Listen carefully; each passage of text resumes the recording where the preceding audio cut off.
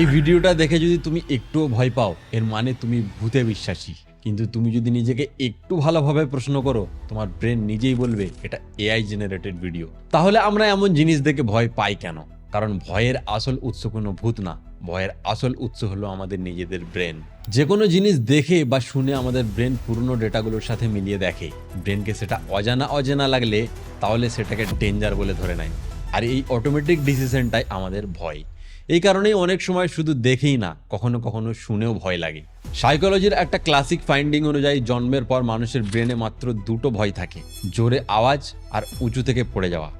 এর বাইরে যত রকমের ভয় আছে, ভূত, অন্ধকার, কুকুর, সাপ, পরীক্ষা, এগুলো সবই পরে শেখা।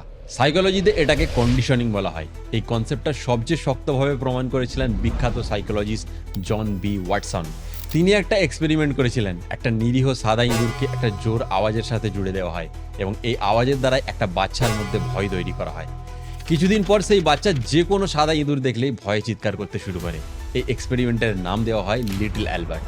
এছাড়াও আমরা এরকম অনেক ভিডিও দেখেছি, কিছু বাচ্চা টকিং টয় দেখে ভয় পায়, কারণ 1-2 বছরের লার্নিংয়ে তারা এমন কিছু দেখেনি যেটা মানুষের মতো কথা রিপিট করতে পারে। কিন্তু কিছুদিন পরে ওই একই টয়টাই তাদের ফেভারিট হয়ে যায়। এভাবেই ভয় ট্রান্সফার হয় ফ্যামিলি, সমাজ আর কালচার থেকে। তাই ভয় পাওয়া মানে দুর্বল হওয়া না, ভয় পাওয়া মানে তোমার ব্রেন এখনো সার্ভাইভালের জন্য ওভার প্রোটেক্টিভ।